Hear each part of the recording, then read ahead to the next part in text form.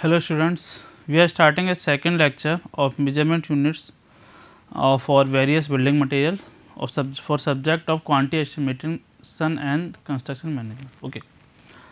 हमने ये measurement units और बिल्डिंग मटेरियल के बारे में प्रीवियस क्लास में पढ़ लिया था। तो कुछ मेजरमेंट यूनिट्स के बारे में हमने समझा था, उसके बाद कुछ यूनिट्स हम आज समझते हैं। ठीक है, जैसे कुछ वुड वर्क में काम किया जाता है। वुड जो मैंने कल चौखट की या डोर्स की बात की थी, उनकी साइज़ की बात की थी, लेकिन उनका जो मेजरमेंट यूनिट होती है, किस मेजरमेंट यूनिट में वो काम किए जाते हैं, उसके बारे में बात नहीं की थी। तो हम आज वुड वर्क में कुछ बात करेंगे। तो वुड वर्क में सबसे पहले जो वुड वर्क यूज़ हो जाती है, हमारा डोर्स, विंडो फ्रेम, चौखट, राफ्टर, ये किस यूनिट में हम काम करते हैं। तो जनरली ये मीटर क्यूब में भी काम किया जाता है और पर डोर, पर विंडो इस तरीके से काम किया जाता है, लेकिन जनरली यूनिवर्सल देखा जाए तो ये मीटर क्यूब में काम किया जाता है कि कितना मीटर क्यूब उसका वॉल्यूम है, उस पर मीटर क्यूब में कितना पेमेंट हो रहा है, तो उस पेमेंट के हिसाब से हम काम करते हैं। ठीक, डोर्स एंड विंडो का हम थोड़ा अलग कर सकते हैं। जैसे किसी घर में पर्टिकुलर टाइप के डोर हमको लगाना है किसी हाउस में, तो वो कितने नंबर ऑफ डोर्स लगे हुए हैं या उसका एरिया क्या है। कोई मेन डोर हमारा बड़ा साइज़ का है लेकिन वुड वर्क का ही है, कोई रूम का डोर है वो छोटे साइज़ का है लेकिन वही वुड वर्क है, तो उस वुड वर्क में कितना एरिया यूज किया गया है। ठीक है, और विंडो, लेकिन हमने एक बात की समझी थी कि जहाँ स्क्वायर मीटर की बात की जा रही है वहाँ एक चीज़ वेल डिफाइंड है, थिकनेस, कि वहाँ पर जो डोर यूज किया गया है उसकी थिकनेस वेल डिफाइंड है, कि वो 10 mm का है, कि 10 mm का है, 100 mm का, यानी कि 10 सेंटीमीटर का है कि 12 सेंटीमीटर का है, कितने थिकनेस का वो डोर है उस थिकनेस में काम किया जाएगा। अगर मेन डोर हमारा 20 सेंटीमीटर का है, ज़्यादा थिकनेस का है, तो उसका अमाउंट ज़्यादा लगेगा, उसका मेजरमेंट यूनिट ज़्यादा होगी, लेकिन होगी स्क्वायर मीटर में ही। कैसे होगी? जैसे अगर हमारा मेन डोर 20 सेंटीमीटर का है और जो रूम का डोर है वो 10 सेंटीमीटर का है मान लिया। ठीक, इसका एरिया हमारा आ रहा है 4/7 फीट में बात करें तो। ठीक, और इसका एरिया आ रहा है हमारा 3.5/7 फीट। तो लेकिन इन दोनों के एरिया में अगर इसका मान लीजिए 4 है, इन दोनों के एरिया में ज़्यादा अंतर नहीं है, सेम एरिया है मान लिया, लेकिन इनके प्राइस में अंतर होगा। क्यों? क्योंकि हमारा जो थिकनेस है, डोर का जो साइज़ है, डोर जितना मोटा है हम बोल सकते हैं, वो ज़्यादा है। इसका एरिया अगर 28 फीट आ रहा है, लेकिन इसका पेमेंट ज़्यादा होगा, हायर साइड जाएगा, और इसका पेमेंट लोअर साइड जाएगा। क्यों? क्योंकि इसका थिकनेस कम है और इसकी थिकनेस ज़्यादा है। ठीक है, जहाँ हम डोर से विंडो की बात कर रहे हैं, अगर स्क्वायर मीटर में बात कर रहे हैं, तो वहाँ समझने वाली बात है कि वहाँ पर जो थिकनेस है वो डिफाइंड होगी, वो इतनी ही होगी। ठीक है, ठीक, फिर हम बात करते हैं फिटिंग में जो हिंजेस वोल्टेज लगाए जाते हैं। जैसे किसी चौखट को किसी डोर को अक्सर रख नहीं सकते, उसमें जो अटैचमेंट करेंगे, ठीक है, हम चौखट का अटैचमेंट कर रहे हैं वॉल के साथ, तो उसमें कुछ हिंजेस लगाए जाते हैं, कुछ बोल्ट लगाए जाते हैं। उसको किस में मेजरमेंट करेंगे? उसमें करते हैं नंबर्स में, ये कितने बोल्ट्स लगाए गए हैं, कितने स्क्रूज लगाए गए हैं, कितने पैडल्स लगाए गए हैं। तो उस पैडल्स का अलग प्राइस होगा, उस स्क्रू का अलग प्राइस होगा, वो नंबर्स होंगे। किसी पूरे घर में जितने भी डोर्स लगे हैं, मान लिया कि उसमें 100 स्क्रूज यूज़ किए गए हैं, तो 100 स्क्रूज का पर स्क्रू के हिसाब से पेमेंट होगा, पर स्क्रू के हिसाब से मेजरमेंट होगा, कि एक स्क्रू की प्राइस मान लिया 10 रुपये है, तो 10 रुपये के हिसाब से 100 का जो भी अमाउंट आएगा वो अमाउंट हम उसको पे करेंगे फॉर सपोर्टिंग मटेरियल्स। जैसे हमारे पास हिंजेस और फिटिंग मटेरियल्स होते हैं वो। ठीक, देन अदर टिम्बरिंग, बोर्डिंग, जो बोर्ड्स यूज किए आते हैं, जो बोर्ड्स हमारे अलग काम, किसी फ्लोरिंग के काम के लिए और किसी काम के लिए यूज़ किए जाते हैं, तो उसका पेमेंट हमारा स्क्वायर मीटर में होता है। अब स्क्वायर मीटर में बात कर रहे हैं, इसका मेजरमेंट स्क्वायर मीटर में होता है। अब स्क्वायर मीटर में बात कर रहे हैं तो एक चीज़ ऑलरेडी डिफाइन होगी कि वो स्क्वायर मीटर में बात कर रहे हैं तो उसका थिकनेस हमारे पास डिफाइंड है, कि बोर्ड हमारा जो लिया जा रहा है काम में, जो यूज़ हो रहा है, वो पर्टिकुलर पार्टीशन वर्क या टेबल वर्क किसी भी वर्क में, तो उसकी थिकनेस डिफाइन है कि हम कितना थिकनेस का बोर्ड यूज कर रहे हैं। 4 सेंटीमीटर के कर रहे हैं, 10 सेंटीमीटर कर रहे हैं, तो उसका पेमेंट भी उसी तरीके से किया जाएगा। ठीक, फिर हम आते हैं टिम्बरिंग ऑफ ट्रेंचेस, जहाँ टिम्बरिंग यूज़ की जाती है ट्रेंचेस पे, वहाँ पर भी स्क्वायर मीटर में काम किए जाते हैं। सोइंग, जो काटा जाता है, हम अगर कोई बड़े से वुड को काट रहे हैं, ठीक है। तो कितने एरिया को हमने काटा है, लेकिन वहाँ पे भी एक चीज़ डिफाइन हो जाती है थिकनेस, कि अगर हम मोटे टिम्बर को या थिकन से टिम्बर को कट कर रहे हैं, उसको अलग अलग पीसेस में कर रहे हैं, तो उसका पेमेंट ज़्यादा होगा, और पतले टिम्बर को कट कर रहे हैं तो उसका पेमेंट कम होगा, ठीक। Then wood work in partition wall and plywood square metre में। थिंक बल्लीज का यूज़ की जाती है, ये सपोर्टिंग स्ट्रक्चर, जब कोई स्ट्रक्चर बन रहा हो तो उसको हम सपोर्ट करने, जैसे स्लैब हमारी डली हुई है तो उसको सपोर्ट करने के लिए बल्लीज लगाई जाती हैं ज़मीन से, वो सदी रहें, वो वहीं पर बनी रहे जब तक अंडर कंस्ट्रक्शन है तब तक। तो इन बल्लीज का पेमेंट है, इसका मेजरमेंट कैसे किया जाता है, तो इसको हम पर मीटर में करते हैं। मीटर में कैसे, ये हमारे पास नंबर ऑफ बल्लीज अलग अलग लेंथ की है, कहीं पर हमारे पास 10 फीट की बल्ली है, कहीं पर हमारे पास 20 फीट की बल्ली है, यहाँ पे 15 फीट की बल्ली है। तो इसको फीट को मीटर में कन्वर्ट करके, यूनिट में कन्वर्ट करके उसको यूज़ की जाती है। जैसे एक दूसरे तरीके समझा देते हैं कि यहीं पर हमारे पास जो बल्ली यूज़ की गई है वो 3 मीटर की है, यहीं पे 5 मीटर की है, यहीं पे 8 मीटर की है। तो जिन सबको जो भी बल्ली, जितनी भी नंबर ऑफ बल्लीज होंगी, उन सब की लेंथ को हम ऐड करेंगे, जितनी भी लेंथ आएगी उस लेंथ को हम पर मीटर के हिसाब से पेमेंट में मल्टीप्लाई कर देंगे, जो भी अमाउंट आता है वो हमारा पेमेंट के, जो हमारा मेजरमेंट यूनिट होगी वो मेजरमेंट करेंगे और उसको पेमेंट करेंगे, ठीक। देन हम आते हैं रूफिंग पे। रूफ जो छत डाली जाती है, तो रूफिंग हमारी अलग अलग मटेरियल से कर सकते हैं। क्यों करते हैं अलग मटेरियल से, स्ट्रेंथ ज़्यादा चाहिए या फिर और बहुत सारी चीज़ें ज़्यादा या कम होने के लिए, ठीक। तो रूफिंग हम कर सकते हैं टाइल रूफिंग। टाइल अलग अलग तरीके की आती है, इलाहाबाद की आती है, फैजाबाद की, बेंगलोर टाइल्स।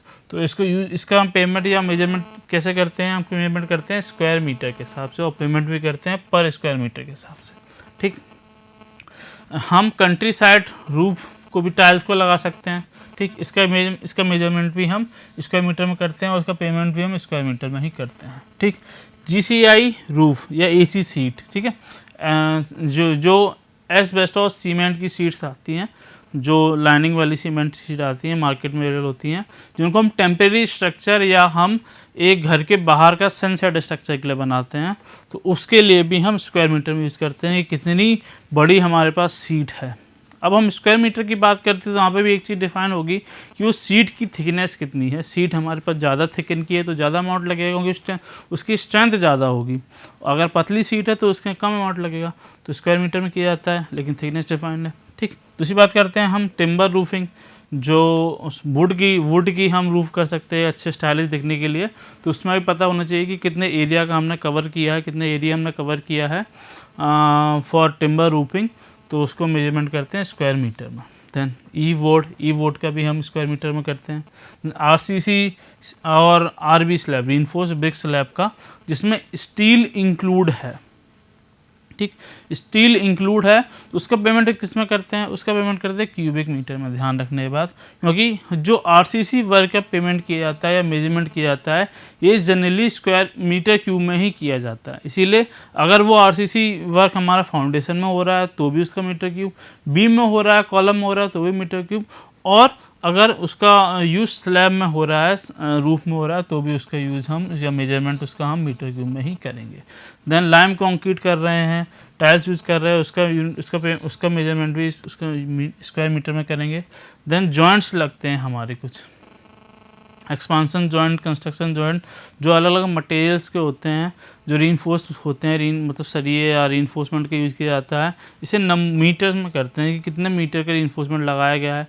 लेकिन हम मीटर में बात करें तो वहाँ एक चीज़ डिफाइन होगी, क्या, उसकी थिकनेस या सरफेस एरिया। हम देखो एक कॉन्सेप्ट समझिए कि जो भी मेजरमेंट किया जाता है वो मोस्टली जाता हमारा मीटर क्यूब में ही है। अब जहाँ पर मीटर क्यूब होती है वहाँ मीटर क्यूब की बात करते थे, लेकिन जहाँ मीटर क्यूब नहीं होता है, जैसे स्क्वायर मीटर होता है या मीटर होता है, तो वहाँ पर दूसरी चीज़ डिफाइन होती है। जैसे अगर स्क्वायर मीटर में बात कर रहे हैं तो वहाँ पर थिकनेस बची हुई, तो थिकनेस डिफाइन होगी कि वो इतना थिकन का है या पतला है, मोटा है, तो उसके हिसाब से पेमेंट होगा या मेजरमेंट होगा। लेकिन अगर मीटर का है तो वहाँ क्या डिफाइन होगा, वहाँ सरफेस एरिया डिफाइन होगा या उसका थिकनेस डिफाइन होगा। जैसे बार है, एक कोई बार है या कोई एक सरिया है, तो इसका यूज़ किया जा रहा है, इसका मेजरमेंट यूनिट है मीटर में। लेकिन हम हर तरीके के बार को मीटर में नहीं कर सकते। अगर कोई डाया मोटा है, 20 mm का बार है, क्योंकि 10 mm का बार है, तो दोनों की मेजरमेंट यूनिट सेम है, लेकिन उसका पेमेंट सेम नहीं होगा, method of payment, unit of payment same नहीं होगा। क्यों नहीं होगा, क्योंकि जो 20 mm का बार है, उसके लिए ज़्यादा वर्क करना पड़ रहा है तो उसका पेमेंट ज़्यादा होना चाहिए।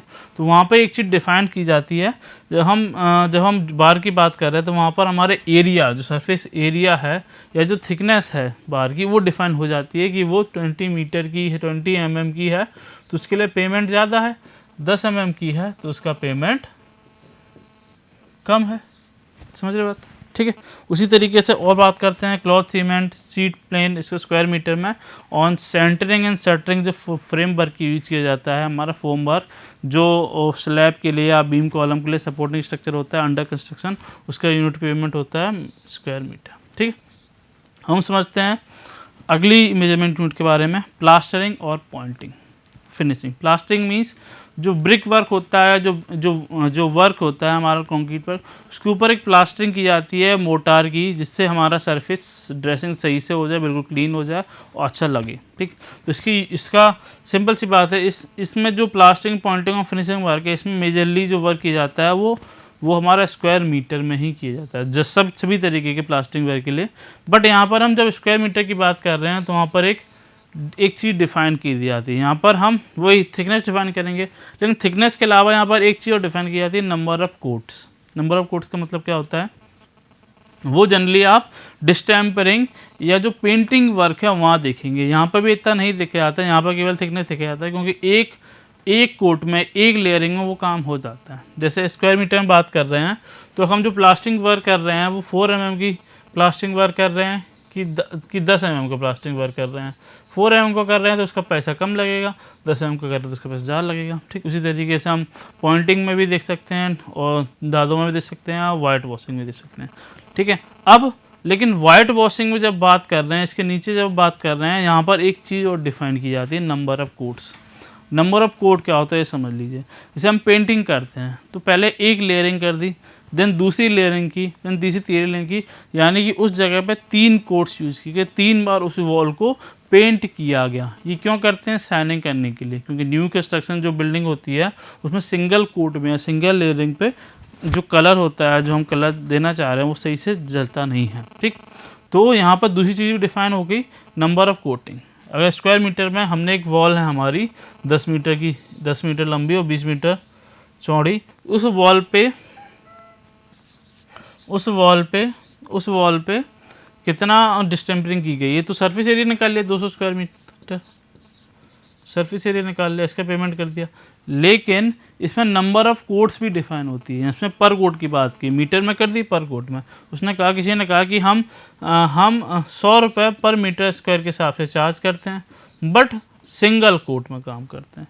तो अब 100 अगर ये वर्क किया गया, इसमें 2 लेयरिंग की गई, 2 कोट किया गया है, तो उसका जो भी एरिया निकलेगा उसमें जो पैसे का मल्टीप्लाई करेंगे उसमें डबल का मल्टीप्लाई करेंगे, क्योंकि दो हमने कोट दिए गए हैं। ठीक है, तो एक चीज़ डिफाइन हो जाती है कि नंबर ऑफ कोट्स कितने अप्लाई किए गए हैं, उसको अलग तरीके डिफाइन करेंगे।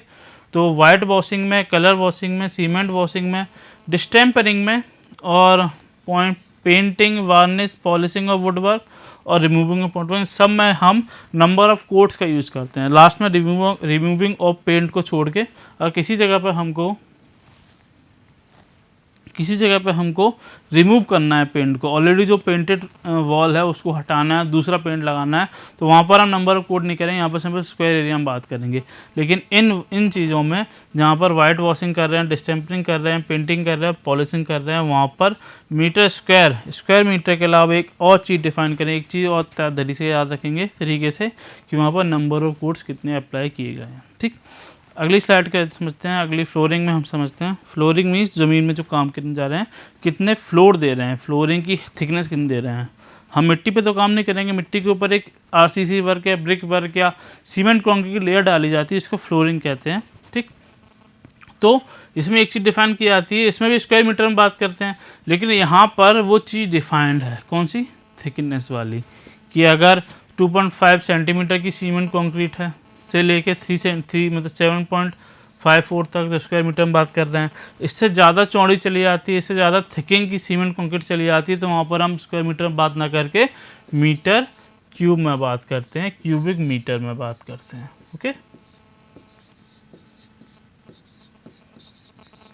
ठीक। फिर दूसरा आता है हमारा स्टोन फ्लोर कर रहे हैं, हम पत्थरों का फ्लोर बना रहे हैं, तो वहाँ पर हम स्क्वायर मीटर में बात करते हैं, लेकिन उसमें भी डिफाइंड है 4 सेंटीमीटर से लेकर 7.5 सेंटीमीटर से। देन मड फ्लोरिंग कर रहे हैं, मिट्टी की फ्लोरिंग कर रहे हैं, तो उसको स्क्वायर मीटर में करते हैं, इसमें इतना कुछ डिफाइन नहीं करते, लेकिन इसमें एक चीज़ डिफाइन रहेगी कितनी मोटी लेयर डाल रहे हैं मिट्टी की, तो उसमें डिफाइन करेंगे। ठीक, फिर आता है एप्रन और प्लिंथ लेवल। ठीक, प्लिंथ लेवल में हम प्रोटेक्ट करते हैं, देखो हमने बताया था प्लिंथ होता क्या है, प्लिंथ के ऊपर डीपीसी डालते हैं। डीपीसी का मतलब एक लेयर डालते हैं जो हमारे पास हमारे नमी को सब स्ट्रक्चर में आने से रोकती है। ठीक है, प्लिंथ लेवल के पास ही डालते हैं, प्लिंथ लेवल के ऊपर डालते हैं। ठीक, तो वहाँ पर एक एप्रन डालना पड़ेगा, प्लिंथ प्रोटेक्शन डालना पड़ेगा, जो हो सकता है सीमेंट कंक्रीट का, लाइम कंक्रीट का, ब्रिक का, सीट का, बहुत सारे तरीक़ों से। तो उसकी मेजरमेंट यूनिट क्या होगी, तो इनमें भी वही चीज़ डिफाइन होती है कि कितने सेंटीमीटर की, कितने चौड़ी हम सीमेंट कंक्रीट का यूज कर रहे हैं। ठीक, कितने चौड़े हम लाइम कंक्रीट यूज कर रहे हैं, कितने थिकनेस का ब्रिक का यूज़ कर रहे हैं, तो उसी हिसाब से उसकी यूनिट ऑफ मेजरमेंट होती है स्क्वायर मीटर में। ठीक, देन डोर सिल लेवल, डोर के ऊपर एक सिल लेवल बिछाया जाता है जो सीमेंट कंक्रीट या मोटा प्लास्टिक हो सकता है। वो क्यों बिछाया जाता है, क्योंकि ऊपर जो ब्रिक वर्क होता है उसका लोड हमारे डोर पे या चौखट पे ना आए, उसको रोकने के लिए। तो उसको मेजरमेंट हम स्क्वायर मीटर में करते हैं। क्यों, क्योंकि सिल लेवल इनको जो बिछा रहे हैं उसकी थिकनेस डिफाइंड है कि अगर हम चौड़ी या ज़्यादा थिकन की सिल लेवल डालते हैं तो उसका पेमेंट ज़्यादा करेंगे, पतली करते हैं तो उसका कम करेंगे। ठीक, इस तरीके से अगला कुछ और मिसलेनियस आइटम्स होते हैं जिसकी यूनिट्स अलग अलग होती हैं, तो उनके बारे में समझ लेते हैं। ऑर्नामेंटल कॉर्निस, जो सजावट के लिए हम सजावट काम करते हैं, उसकी यूनिट हम मेजरमेंट रखते हैं मीटर में। Boulding, string in course, drip, इसकी भी हम मीटर में करते हैं। रेलिंग, हैंड रेल होता है, उसकी हाइट और टाइप स्पेसिफाइड किया जाता है। यहाँ देखो पहले से स्पेसिफाइड है, यानी कि हम कितने हाइट की रेलिंग प्रोवाइड कर रहे हैं। ठीक, कितने कौन से टाइप की कर रहे हैं, टाइप यानी कि स्टैंडर्ड, कोई अच्छी क्वालिटी की है, कोई लोअर क्वालिटी है, या कौन सा चीज़ स्ट्रेंथेबल है, उसकी यूनिट पेमेंट मीटर में रखते हैं और यूनिट ऑफ पेमेंट पर मीटर में करते हैं। ठीक, हम नालियाँ बना रहे हैं, सरफेस ड्रेन स्मॉल बना रहे हैं, उसमें भी साइज, मटेरियल और बहुत सारी चीज़ें स्पेसिफाइड कर रहे हैं कि जो ड्रेन बना रहे हैं सरफेस ड्रेन वो किस लेवल का बना रहे हैं, कौन सा मटेरियल यूज़ कर रहे हैं। अच्छा मटेरियल यूज़ कर रहे हैं तो पैसे ज़्यादा लगेंगे, ऐसा कम मटेरियल, हल्का मटेरियल यूज़ करें तो कम पैसे लगेंगे, ज़्यादा बड़ा साइज़ का बना रहे तो ज़्यादा पैसे लगेंगे, कम करेंगे। तो इसकी यूनिट भी हम सिंपल मीटर में करेंगे, लेकिन उसमें जो क्वालिटी है वो उसको पहले से स्पेसिफाइड कर देंगे। ठीक, अब हम लार्ज ड्रेन बना रहे हैं, लार्ज ड्रेन यानी कि बहुत बड़ा एरिया का ड्रेन बना रहे हैं, तो उसमें हम अलग अलग मैसनरी वर्क यानी कि ईंटों का वर्क, ऊपर से प्लास्टिक, इन दोनों को अलग अलग तरीके डिफाइन कर रहे हैं। अब जब लार्ज वर्क यूज़ कर रहे हैं हम, जब लार्ज बड़ा काम हो रहा है, तो वहाँ पर जनरली मीटर क्यूब में काम किया जाता है। इसी हमने बताई आपको कि जहाँ पर लार्ज काम किया जाता है, लार्ज अमाउंट पर किसी चीज़ को अप्लाई किया जा रहा है, तो उसकी यूनिट ऑफ मेजरमेंट भी अलग होती है या बड़ी होती है। क्या होती है, मीटर क्यूब। ठीक, लेकिन प्लास्टर हम सरफेस पे करते हैं, इसको हम किसी मीटर क्यूब में या किसी बड़े सी जगह पे नहीं कर सकते, एक सरफेस पे किया जाता है सरफेस ड्रेसिंग के लिए, तो ये स्क्वायर मीटर में किया जाएगा। लेकिन स्क्वायर मीटर में बात कर रहे हैं तो एक चीज़ डिफाइन होगी कि प्लास्टिंग की थिकनेस कितनी है, प्लास्टिंग कितनी थिकन की करी जा रही है। ज़्यादा थिकनेस की प्लास्टिंग है तो वहाँ पर हम ज़्यादा पेमेंट करेंगे, और कम थिकन की प्लास्टिंग है तो वहाँ पर कम पेमेंट करेंगे। Then pipe, rain water, sanitary water pipe etcetera, इसके लिए मीटर में बात करेंगे, लेकिन यहाँ पे वही quality parameters, thickness of the pipe, sanitary जो इक्विपमेंट्स है उसकी क्वालिटी, ठीक है, उस पर पहले से डिफाइंड होगी, क्वालिटी, थिकनेस एटसेट्रा, ये पहले से ही डिफाइंड होगी, तो इसकी यूनिट ऑफ मेजरमेंट मीटर में रखेंगे। Then fixing of door and windows, अब पर नंबर के हिसाब से चलेगा कि आपका एक दरवाज़ा है, इसको फिक्स करना है इस जगह पे, तो इस फिक्स करने के लिए कितना पैसा लगेगा, इस चौखट को फिक्स करने के लिए कितना पैसा लगेगा, इस विंडो को फिक्स करने के लिए कितना पैसा लगेगा। तो पर विंडो, पर चौखट, पर डोर के हिसाब चलता है। लेकिन यहाँ भी एक चीज़ डिफाइन की जाती है, नंबर की बात करें तो साइज़, अगर बड़ा दरवाज़ा है तो उसको लगाने के लिए ज़्यादा मेहनत लगेगी, ज़्यादा पैसा लगेगा, छोटा दरवाज़ा है तो उसको कम मेहनत लगेगी, कम पैसा लगेगा। तो यहाँ पर हम एक चीज़ डिफाइन कर देते हैं, साइज। ओके, इसको रखते हैं नंबर में ही है लेकिन, ठीक है। देन ग्लास पैनल में आते हैं। ग्लास पैनल में हम सप्लाई जो की जाती है यहाँ सप्लाई बात की जा रही है। सप्लाई यानी कि हम बेच रहे हैं उसको, एक जगह पर कंस्ट्रक्ट जहाँ से साइट है, जहाँ हाउस है, वहाँ बेच रहे हैं, तो उसको हम स्क्वायर मीटर में देखते हैं कि कितने स्क्वायर मीटर का गिलास दे रहे हैं। लेकिन यहाँ पर एक चीज़ डिफाइन की सकते हैं हम, क्वालिटी, कि कौन सी क्वालिटी का गिलास दे रहे हैं। अगर अच्छी क्वालिटी का गिलास है तो उसका पैसा ज़्यादा होगा, ठीक है। तो यहाँ पर एक चीज़ डिफाइन कर सकते हैं हम, क्वालिटी, ओके। देन हम सप्लाई की बात कर लिया, फिक्स की बात कर लें कि उस ग्लास पैनल को फिक्स करना है, लगाना है कि विंडो पे, डोर पे या कहीं जगह पे, या उसकी क्लीनिंग करनी है, तो उसकी क्लीनिंग करेंगे हम एरिया वाइज, ठीक है, कि कितने, सॉरी, उसकी फिक्स करेंगे हम और क्लीनिंग करेंगे उसके नंबर्स में, कि आपकी एक खिड़की है तो उस एक खिड़की को क्लीन करने के लिए, इस खिड़की को लगाने के लिए कितने पैसे लगेंगे। अगर पूरे घर में 5 पैनल्स लग रहे हैं ग्लास के, तो 5 के हिसाब से करेंगे। लेकिन यहाँ पर भी एक चीज़ डिफाइन कर सकते हैं, साइज, कि कितना बड़ा ग्लास पैनल है, कितना बड़ा एरिया है हमारा जिसको सफाई करनी है, जिसको क्लीनिंग करनी है ग्लास की। तो बड़ा एरिया है क्लीनिंग करने के लिए, फिक्स करने के लिए, तो उसका अमाउंट ज़्यादा लगेगा। छोटा एरिया है तो उसका कम लगेगा। लेकिन इसका यूनिट्स ऑफ मेजरमेंट रखते हैं जनरली नंबर्स में, ओके। अब आते हैं pile driving and sinking. Pile driving यानी कि पाइल को अंदर, पाइल को ज़मीन के अंदर ड्राइव करना है, जाना है, तो उस नंबर ऑफ पाइल से डिफाइन करता है। लेकिन यहाँ पर पाइल का साइज वेल डिफाइंड होना चाहिए, तो इसको नंबर्स में रख सकते हैं या मीटर्स में। देन फर्नीचर, चेयर्स, टेबल्स, इसको तो हम नंबर्स में रखते हैं, क्योंकि कितने नंबर्स की आ रही है, कितने नंबर की सप्लाई कर रहा है, नंबर्स में रखा जाएगा। पेंटिंग फर्नीचर, पेंटेड फर्नीचर होते हैं, फर्नीचर को पेंट करना है, ठीक है, तो कुछ कितने नंबर का, कितने नंबर ऑफ चेयर्स हैं, कितने नंबर ऑफ टेबल्स हैं, उस हिसाब से उसको देखेंगे, ओके, ठीक। अब लास्ट हम अब आगे आते हैं कुछ मेजरमेंट यूनिट्स अलग, ठीक है। कल हमने जो डोर्स था, विंडोज़ था, उनके साइजेस पढ़े थे। साइज़ का मतलब है कितने लेंथ, कितने विड्थ का होता है। आज हम उसकी थिकनेस के बारे में जानते हैं कि डोर्स का थिकनेस क्या क्या होते हैं।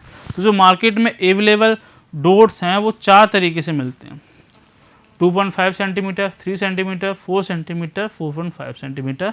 तो जिस तरीके से अवेलेबिलिटी है, जिस तरीके से पर्पज़ हम यूज़ कर रहे हैं, ज़्यादा सिक्योर या मेन डोर यूज़ करना चाहते हैं, तो उसका जो थिकनेस होगा वो ज़्यादा होगी।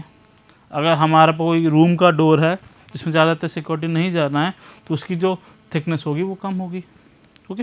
उसी तरीके से हम विंडो की बात कर लेते हैं। विंडो में भी बहुत सारे टाइप हैं, ठीक। तो 15 सेंटीमीटर, 20 सेंटीमीटर, 25, 30, 40, 45। ये 2.5 नहीं, एक्चुअली 25 सेंटीमीटर, 30, 40, 25, ओके। नाउ हम किसी और चीज़ों पर बात कर लेते हैं, जैसे आरसीसी स्लैब की थिकनेस की बात कर लेते हैं, ओके। आरसीसी स्लैब की थिकनेस, ओके, आरसीसी स्लैब जो दी जाती है वो 7.5 सेंटीमीटर की हो सकती है, 10 सेंटीमीटर की हो सकती है, 12.5 सेंटीमीटर की हो सकती है, 15 सेंटीमीटर की हो सकती है, ओके। और उसकी थिकनेस प्लास्टरिंग की, जो प्लास्टरिंग वर्क कर रहा है, देखो हमने बोला था जहाँ प्लास्टरिंग वर्क किया जाता है उसकी मेजरमेंट यूनिट थी सर्विस एरिया मीटर स्क्वायर में, कि कितने मीटर स्क्वायर की वॉल है हमारे पास। अगर 4 मीटर लेंथ है, 3 मीटर हाइट है, तो 4/3 12 मीटर स्क्वायर हो गया, उस सब पेमेंट करेंगे। लेकिन वहाँ पर एक चीज़ डिफाइन की थी, उसकी थिकनेस कितनी है, उसकी थिकनेस कितनी है, उसकी थिकनेस कितनी है, कि हमारे पास जो प्लास्टरिंग की जा रही है वो 10 सेंटीमीटर की प्लास्टरिंग की जा रही है कि 20 की जा रही है। अगर 10 सेंटीमीटर की प्लास्टरिंग कर रहे हैं हम, तो वहाँ पर हमारा जो पेमेंट होगा वो कम होगा, और 20 सेंटीमीटर की प्लास्टरिंग कर रहे हैं तो वहाँ पर पेमेंट हमारा ज़्यादा होगा। समझ आ रही मेरी बात आपको, ओके। कुछ और समझते हैं, ठीक। अब डीपीसी की साइज़ के बारे में समझते हैं, डैम प्रूफ कोर्स के बारे में। डैम प्रूफ कोर्स भी अलग अलग तरीके की होती है, 2 सेंटीमीटर की, 4 सेंटीमीटर की। हमने इसमें बात की थी कि इसकी जो मेजरमेंट यूनिट थी वो मीटर स्क्वायर में थी। लेकिन हमने एक बात और बताई थी कि मीटर स्क्वायर में हो रही है तो इसकी थिकनेस भी डिफाइन होगी। किस तरीके डिफाइन होगी, कि अगर हम पतली लेयर डाल रहे हैं, पतली थिकनेस डाल रहे हैं, 2 सेंटीमीटर की लेयर डाल रहे हैं, तो उसका जो पेमेंट होगा वो कम होगा। अगर 4 सेंटीमीटर का पेमेंट डाल रहे हैं, थिकनेस डाल रहे हैं, तो उसका जो पेमेंट होगा वो ज़्यादा होगा, ठीक है। उस तरीके से रूम देख लेते हैं। जो जनरली नॉर्मल हाउसेस में रूम बनाए जाते हैं उनका साइज़ भी पहले से डिफाइन होता है, लेकिन उसको मॉडिफाई कर सकते हैं, कुछ चीज़ यही कहती हैं। तो size of room 3 metre by 3 metre हो सकता है, 3 मीटर बाई 3.6 मीटर हो सकता है। अगर हम जनरली जो नॉर्मल पेचर थंब रूल या जो नॉर्मल यूज़ किया जाता है, बोला जाता है, उसमें 10 बाई 10 का रूम फीट का, 10 बाई 12 फीट का, 12 फीट बाई 12 फीट का, 12 फीट बाई 14 और 12 फीट बाई 16, ये मैक्सिमम साइज आता है। इससे बड़ा रूम हमारा एस्थेटिकली सही नहीं लगता है, तो इतना दिया जाता है जनरली। ठीक, साइजेज हो गए रूम के। अब आगे बात करते हैं कुछ स्टील बार्स की जो जनरली कंस्ट्रक्शन में यूज़ की जाती है विद देयर वेट पर मीटर। तो हम जो कंस्ट्रक्शन में स्टील बार्स यूज किए जाते हैं वो 6 mm से लेकर हमारा 40 mm तक जाता है, लेकिन इनके वेट अलग अलग होते हैं, इनका पर्पज़ अलग अलग होता है। जहाँ स्ट्रेंथ हमारी ज़्यादा चाहिए, लोड ज़्यादा है, वहाँ पर हम हाइयर डायमीटर का बार यूज़ करते हैं, और जहाँ कम है वहाँ लोअर डायमीटर का बार यूज़ करते हैं। तो इस तरीके से देख लो आप, इस तरीके से वेट भी डिफ़र कर रहा है पर मीटर लेंथ का। 1 मीटर का बार हमारा 6 mm का है, तो इसका जो वेट होगा वो होगा 0.22 kg। जहाँ पर हमारा अगर 40 mm की बात कर रहे हैं, है इसकी लेंथ हमारी 1 मीटर ही, 1 मीटर की बात कर रहे हैं। ये 40 mm का है हमारे पास, इसकी लेंथ हमारी है 1 मीटर, बट इसका जो वेट होगा वो होगा 9.86 kg। इस तरीके डिफ़र करता है। ओके, हम कुछ और स्टैंडर्ड बात कर लेते हैं। हम कुछ ब्रिक्स की बात कर लेते हैं, ठीक, जो जनरली अवेलेबल होती हैं। तो जनरली 2 तरीके से ब्रिक्स अवेलेबल होती हैं, लेकिन उनके साइज़ अलग अलग तरीके डिफाइन किए जाते हैं। एक होता है उनका एक्चुअल साइज़, एक होता है उनका नॉमिनल साइज़। इन दोनों में अंतर क्या है? एक्चुअल साइज़, जो ब्रिक का एक्चुअल साइज़ है जो मिल से आ रही है उसको बोलते हैं अपन एक्चुअल साइज़। बट जो नॉमिनल साइज़ है, नॉमिनल साइज़ उसके ऊपर जो मोटा की लेयरिंग कर देते हैं, उसके बाद जो परफेक्ट साइज़ बनता है उसको बोलते हैं हम नॉर्मल साइज़। ओके, तो एक्चुअल साइज़ हमारा ब्रिक 2 तरीके अवेलेबल होती हैं। पहली होती है 19 centimetre by 9 centimetre by 9 centimetre, और दूसरी होती है 19 centimetre by 9 centimetre by 4 centimetre. इसको अपन ब्रिक टाइल बोलते हैं। इसको नॉर्मल जनरली यूज नहीं किया जाता है घरों में, इसको हम किसी ऑर्नामेंटल पर्पज़ के लिए यूज़ किया जाता है। यहाँ पर जहाँ पर कम स्ट्रेंथ देनी हो वहाँ पर यूज़ किया जाता है। अब इसका नॉमिनल साइज़ में जो मोटार की लेयरिंग हो जाती है उसके बाद इसके सभी ब्रिक का साइज़ 1 mm बढ़ जाता है।